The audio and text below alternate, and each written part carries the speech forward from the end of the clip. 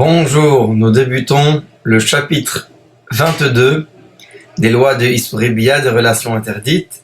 C'est le dernier chapitre des lois de Issur Bia, et avec ce chapitre, nous allons conclure ces lois. Le chapitre d'aujourd'hui va parler sur les lois de Yichud, l'interdiction de s'isoler avec une femme qui n'est pas son épouse. Il va y avoir les détails de ces lois dans le chapitre 22, et d'une certaine manière, c'est la façon concrète de s'éloigner de toutes les interdictions qui ont été mentionnées durant toute cette étude des lois de relations interdites. Chapitre 22, Halacha Aleph. Asur leitached im erva min ha'arayot ben zkena ben yalda shelevar ze gorem legalot erva. Il est interdit de s'isoler sur une erva. Avec une erva, c'est, comme on expliquait au début de ces lois, une femme avec qui de laquelle il est interdit de s'approcher.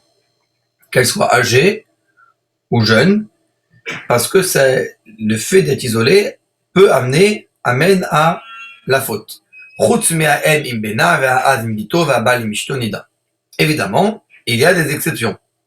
C'est une mère avec son fils, ou un père avec sa fille. Ils n'ont pas le droit de se marier, mais évidemment qu'ils ont le droit d'être isolés. La même chose, un mari avec son épouse qui est dans le statut de nida. Ils n'ont pas le droit de s'approcher l'un de l'autre, mais il n'y a pas d'interdiction d'être isolés ensemble. Vechatan shepersa ishto nida kodem sheivara sur le terredima, אלא היא ישנה בין אנשים והוא ישנה בין האנשים, ואם בעלה הביאה הראשונה, ואחר כך תתמת מותר להתייחד עימה. Un khatan, un marié, que son épouse est devenue nida avant qu'ils ont commencé à vivre ensemble, qu'il s'est approché d'elle, il n'aura pas le droit de s'isoler avec elle. Elle va être parmi des femmes et lui parmi des hommes, au moment de dormir. Ou bien ce sera une façon qu'ils ne seront pas totalement isolés. Mais s'ils sont déjà approchés une fois l'un de l'autre, à ce moment-là, et ensuite elle est devenue nida, à ce moment-là, il n'y a plus de problème d'être isolé. Halacha bet. Le Ham Israël n'est pas suspecté de relations d'homme à homme et avec des animaux. Dieu préserve. C'est pour ça qu'il n'y a pas d'interdiction de s'isoler un homme avec un autre homme ou une personne avec un animal. Et celui qui s'éloigne même de ça, c'est encore mieux. Les grands sages faisaient attention même à ces choses-là. L'interdiction de Yichud avec les harayot, avec les femmes avec lesquelles on ne peut pas se marier, c'est Mipi Kabbalah, c'est-à-dire c'est une transmission orale depuis toujours. Depuis Moshe Rabbeinu, c'est la Torah orale, ça s'appelle Mipi Kabbalah, ça a été transmis. Et de là, on connaît cette loi de l'interdiction de Yichud. Mais au départ, l'interdiction était seulement avec une femme avec laquelle on ne peut pas se marier. Par contre, avec une femme qui n'est pas mariée, donc avec laquelle on pourrait potentiellement se marier, au départ, il n'y avait pas l'interdiction de Yichud avec une telle femme. C'est ce qui s'appelle une pnouya, c'est-à-dire qu'elle est libre, avec laquelle on pourrait se marier. Ensuite, les Chachamim l'ont interdit. On va voir tout de suite l'histoire dans la Halacha Gimel. Lorsqu'il y a eu l'histoire de Amnon et Tamar, qui étaient demi-frères, demi-sœurs, pas mariés, mais le fait qu'ils étaient seuls, ça a amené à la faute. Alors David et son Beth Din ont instauré l'interdiction de Yichud, même avec une pinouya, c'est-à-dire avec une femme qui n'est pas mariée et qui pourrait se marier avec cette personne. Même si c'est pas une erva, c'est-à-dire que c'est pas une femme avec qui il y a une interdiction de se marier, malgré tout, elle rentre dans l'interdiction de Yichud. Shammai et Hillel gazroa Yichud Kutit, Shammai et Hillel, ils ont fait le décret de pas l'interdiction de Yichud, de s'isoler avec une femme non juive. Donc au résultat, ils ne vont pas s'isoler avec aucune femme, juive, non juive, ça change pas. Et si quelqu'un a transgressé ça, autant le Bedin a appliqué Makat Mardout, c'était cette punition de coup qui était donnée à l'homme et à la femme. On annonçait. Par contre, une femme mariée, s'il y a seulement eu un isolement, on ne va pas leur donner Malkout pour ne pas que ça se sache. Parce qu'on suspecte, c'est-à-dire qu'on laisse sous-entendre qu'il y a une suspicion de faute concrète. Et à ce moment-là, il peut avoir un nom sur les enfants qui vont naître, qui sont dans une situation de mamzer, ce qui est très grave, comme on a appris dans les chapitres précédents. Daled.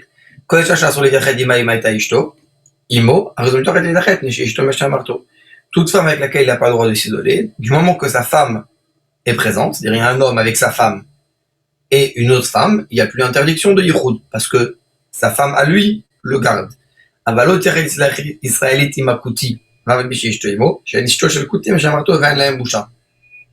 contre, une femme du Ham Israël ne doit pas s'isoler avec un goy et son épouse, parce que pas nécessairement que son épouse le garde, et peut-être qu'ils n'ont pas honte de la faute. Hey, ein mosrin tinok Israël kuti lamdo sefer lamdo amadout. On ne donne pas un enfant du Ham Israël à quelqu'un qui n'est pas du Ham Israël à être seul pour l'enseigner. Parce qu'il peut y avoir un rachage, c'est-à-dire un risque de relation d'homme à homme. La même chose pour les animaux.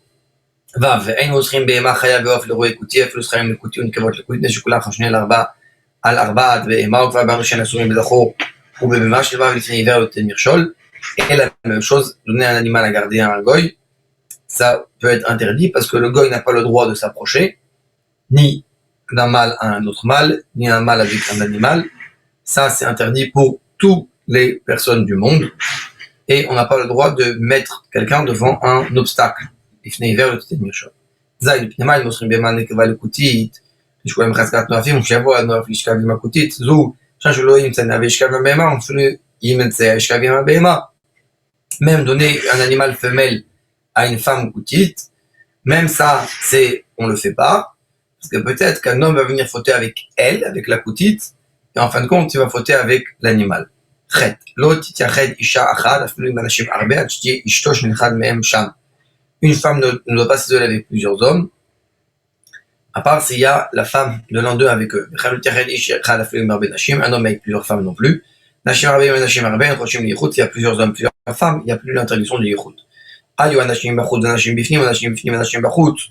S'ils sont dans une façon que les hommes sont dans une salle extérieure et les femmes dans une femme qui est à l'intérieur ou le contraire. Et un homme va dans l'endroit des femmes ou une femme dans l'endroit de l'homme, c'est l'interdiction de yichud. Maintenant, dans le cadre de son travail, il y a des femmes, il n'a pas le droit de s'isoler avec elles.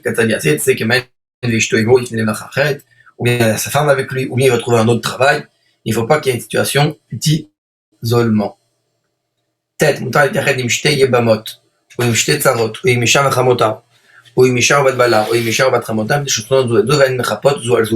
on a le droit de s'isoler avec deux femmes qui ont des mauvais sentiments de l'un envers l'autre. C'est-à-dire que l'une ne va pas protéger l'autre, ne va pas la couvrir en cas de faute.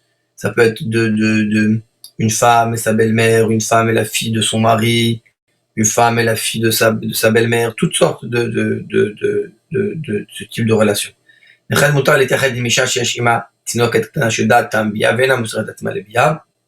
même chose avec une femme qui a avec elle une fille, même qui est jeune, mais qui comprend l'interdiction. Parce qu'elle ne va pas fauter devant sa fille.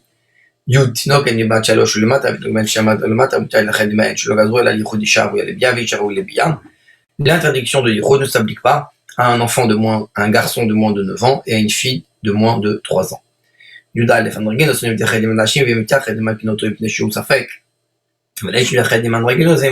Comme on avait expliqué, le androgynos, c'est celui qui a une anomalie génitale de mâle et femelle ensemble.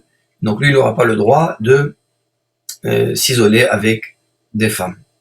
Mais s'il l'a fait, on ne va pas lui donner makat mardout, les coups, parce que c'est un cas de doute. Mais un homme peut s'isoler avec un androgynos. Yudbet.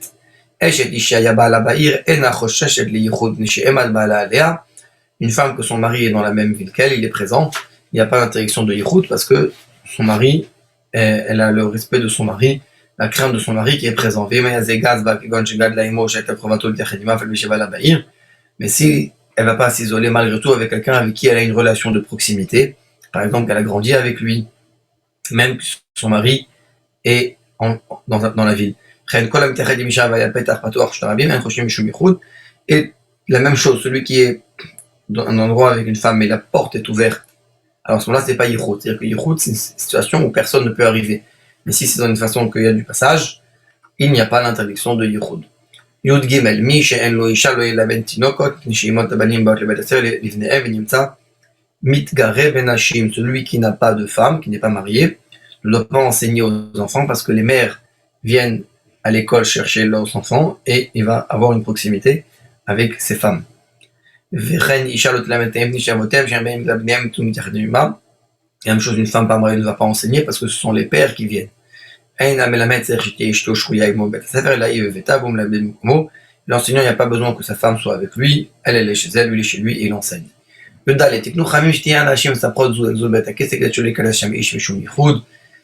Même dans un endroit de besoin intime, les femmes discutent entre elles de façon à ce que un homme ne rentre pas là-bas pour ne pas arriver à l'introduction de yichud.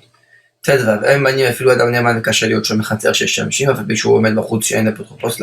une règle très générale. Il n'y a pas d'apotropos de garantie pour les relations interdites, donc on ne met pas un homme, même s'il est cachère et il est quelqu'un de fidèle, pour garder un endroit où il y a des femmes. La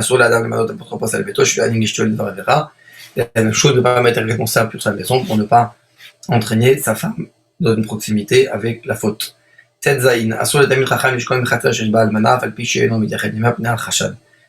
ne va pas être dans une cour, c'est-à-dire un ensemble de maisons dans lequel il y a une femme veuve, même s'il n'est pas isolé, pour ne pas qu'il y ait avoir un doute. Elle a parce qu'ils sont épousés avec lui.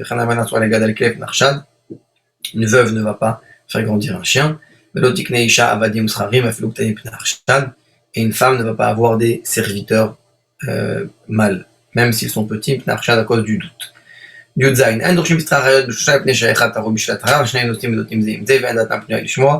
שעתו של אדם קרובה אצל האריות, אם נמצא בכלו דבר שמע מורה להקל, לפיכך אין דורשין אלא לשניים, כדי שאחד שומע מפנה דעתו ויודע מה שישמע מן הרב. Pourquoi lorsqu'on explique les lois de Harayot de relations interdites, on ne dit pas devant trois personnes, parce que une peut être occupée avec la question du Rav et les deux autres vont mal comprendre, et c'est un sujet qui est délicat, et il peut avoir mal compris et donner un mauvais enseignement, transmettre un mauvais enseignement. C'est pour ça qu'on va en parler seulement devant deux personnes. À partir de Yutret jusqu'à la fin, les quelques dernières lois de ce chapitre, on va parler de, en général, c'est la conclusion de s'éloigner de tous les mauvais comportements. Yutret. Il n'y a pas de chose dans toute la Torah qui est aussi dure pour la majorité du peuple de se séparer comme tout ce sujet de relations interdites que nous avons étudié. Les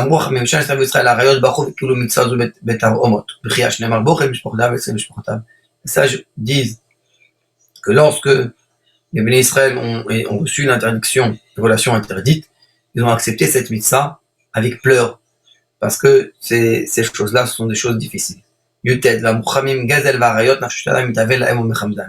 sages disent que le vol et les relations interdites, l'âme de l'homme est attirée envers ces choses. Il n'y a pas d'ensemble de personnes, c'est-à-dire de sociétés, dans chaque époque, où il n'y a pas, malheureusement, certaines personnes qui ne font pas attention à la pudeur et à toutes ces lois de relations interdites. Aussi, les sages ont dit, beaucoup de gens, une majorité, font quelque chose qui ressemble à du vol. Une minorité des fautes qui sont liées avec une proximité ou une relation interdite. Et tout le monde faute avec avak la shonara, une poussière de la shonara, de parler de la médisance ou du moins quelque chose qui puisse y ressembler. Raf, alacha 20. Le fira raoul lola adam. La kof yitro bedavarze ou la argil atson bigdusha yetera. Ou marchava teora ou vedea nechona. C'est pour cela qu'il est apte à l'homme de forcer, d'appuyer sur son yitzhara, sur son mauvais penchant, dans ce sujet-là de relations interdites, et de s'habituer à avoir un comportement de sainteté, d'élever, c'est-à-dire de penser à des choses pures. Ça commence tout dans la tête, et d'être concentré avec des choses positives pour s'écarter, pour être sauvé de toutes ces fautes-là. Mais il faut faire très attention à l'interdiction de yichud de l'isolement que nous avons expliqué dans ce chapitre. Parce que ça, c'est la cause malheureuse qui peut amener à tous les problèmes. Les sages disaient à leurs élèves, faites attention de ma fille, faites attention de ma belle-fille. Pour enseigner à leurs élèves de ne pas avoir honte de ce sujet-là et de s'éloigner d'une situation de yichud, d'isolement. La dernière halakha, Chaf Aleph, il faut faire attention à s'éloigner de toute légèreté, c'est-à-dire en forme de rire de ce sujet-là, et de shichut, d'être sous, et de parler de façon grossière, parce que ce type de paroles sont ce qui amène malheureusement à s'approcher de ces sujets interdits. Le yeshev velo isha shemnazé goram et tara yetera, et il ne faut pas rester sans femme. Un homme doit être marié. Le gdola mikol zot amru yafne atzmo marshato le divrei Torah. Et plus que tout cela, un homme il doit être concentré avec son esprit dans des paroles de Torah. Et arrive à Torah bachorma, il va élargir et connaître la Torah. Parce que quand est-ce que viennent des mauvaises pensées qui amènent à des mauvaises paroles et malheureusement de mauvaises actions? Ça commence avec un comportement oisif lorsqu'on n'est pas occupé avec des choses positives à étudier la Torah. Ou Bachorma ou Omer, il est dit dans Mishlé, Ayelet Aavim veyala tren, la dea yeravecha bechol et, be'aavata tishke tamid. C'est que le vrai amour qu'on doit avoir, c'est envers la Torah. C'est avec ça que notre esprit est concentré, et c'est vers cela qu'on s'occupe tout le temps. Nous avons, avec ce chapitre 22, conclu les lois de Issur et Biya, des relations interdites. Shabbat Shalom.